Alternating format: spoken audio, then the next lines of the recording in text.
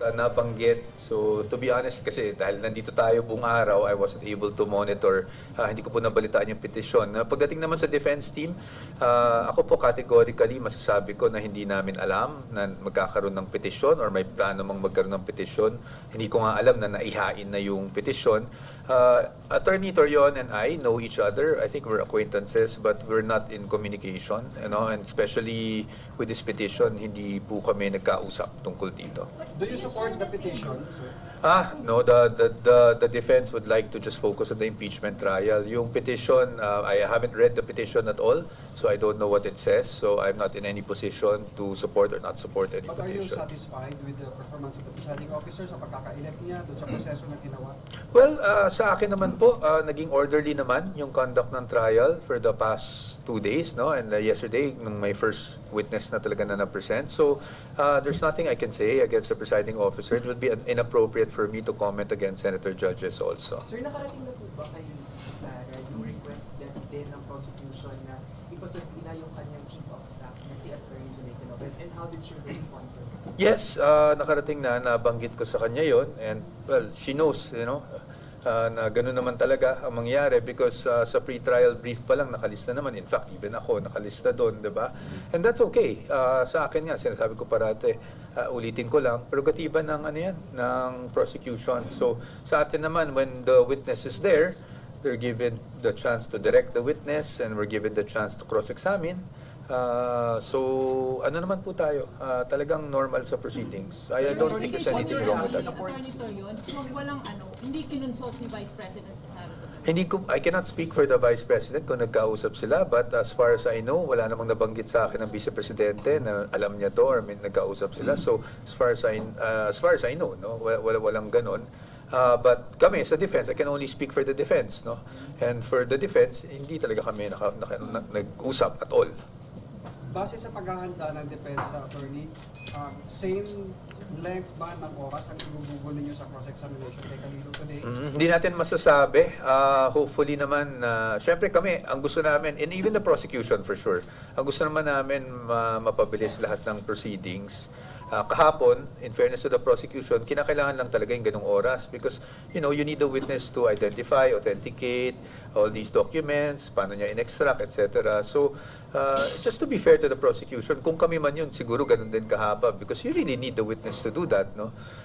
Sa amin, sa course examination, we're hoping naman na hindi ganun kahaba. But tingnan natin kasi it will really depend, no, sa takbo ng questions. Attorney, ma-imagine nyo ba sa defense na mag-object parate dun sa mga inihahain ng prosecution? Talaga bang gano'n ang strategiya ng defense? Opo, hindi po, Sir Ian, hindi po strategy yun. Actually, it's really something that lawyers do every day in court. Bakit? Kasi under the rules, there are questions that are objectionable and there are questions that are allowed. And if questions are objectionable, siyempre, trabaho rin po ng abogado, whether it be defense or the prosecution, to object. No? And the rule is that in terms of testimony being given by a witness, that we have to object as soon as the ground is apparent, no? Ibig sabihin, pag lumabas na at napansin mo na objectionable yung question ng kabilang panig, dapat mag-object ka na kagad. Kasi kung hindi ka mag-object, that will be considered waived, no, on our part. So, ginagawa lang naman namin yung trabaho po namin. But as to strategy, hindi naman po ganun babaw yung strategy namin na object lang ng object. Opo. Sir, based on sa... So, yung sa part naman po ng defense team, are you also considering to call on Vice President Sara Duterte as your witness? Right now, wala kaming nalagay na ganyan sa aming pre-trial brief. No? Yung hostile witness, ang hostile witnesses po, dapat po kino-qualify po muna yan. Meaning, pag pinatawag mo sa stand, kailangan mo ipakita sa korte na talagang hostile ang magiging testimony ng isang witness and they will have to ask for the court to declare the witness as a hostile witness. No? Ano ba ang pagkakaibahan nun? Pag hostile witness po kasi, para lang sa kalaman ng ating mga kababayan, kung ako ang nagde-direct, meaning usually hindi ako pwede magtanong ng leading questions or questions answerable by yes or no. Pero pag ang isang witness ay mula sa pagiging ordinary witness ay naging hostile witness, pwede na po siyang tanungin na nagde-direct sa kanya ng yes and no questions answerable by yes and no. So, yun naman po yung usual nuances pagdating sa hostile witness. But to answer your question, sa amin wala naman po sa listahan namin. But ang parati namin sinasabi is, kung darating ang oras na sa pananaw namin ay kinakailangan, then syempre we will consult our client regarding the matter. Attorney, hindi kaya si VP Sara kung dumating ang time na yun? Never naman siya nagpakita ng any objection, no? But I guess it will have to really depend on kung ano yung takbo ng trial talaga. Sir, just a matter of clarification. If the court should and if the court orders her appearance, may legal ways ba siyang pwedeng gawin para hindi masunod yung subpoena? Or is she really required to face? Well, we'll see. Of course, there will always be remedies, no? Especially if the issue is a fundamental right under the Constitution. So, tingnan po muna natin. I don't also want to preempt the presiding officer, si Senator Cheese Escudero, and also the senator judges. So, tingnan po muna natin. And then, pag dumating tayo doon, definitely magbibigay naman ako ng panayam kung ano po ang magiging posisyon namin. Attorney, sir, pagka po pinasabi na siya as hostile witness, i-assert po ba ng defense yung kanyang right against self-incrimination? Isa yan sa mga bagay na available to us. Of course, I know kahit kahapon nabanggit ang presiding officer that these things might be debatable, diba? So, tingnan po muna natin, no? But kasi ang hirap magsalita habang wala pa naman yung motion ng prosecution. So, tingnan lang po natin, but definitely we're aware of the remedies available to us.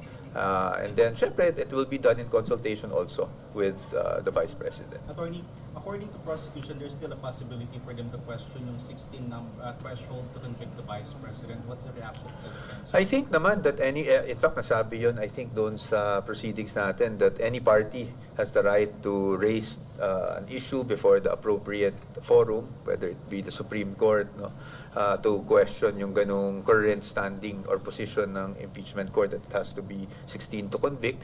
It's well within their rights, but of course, if they file, I'm sure the Supreme Court or whatever appropriate forum they file that in will ask us to give our comment also. Pero hindi ba magiging pangamba sa defense team kung bababa yung threshold?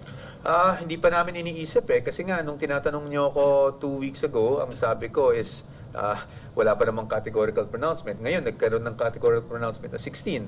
So, pag dumating man sa panahon na gustong i-question yon, we will just submit our comments then. No? But sa amin, isa lang naman ang posisyon ng defense dyan sa threshold. The Constitution is clear for us.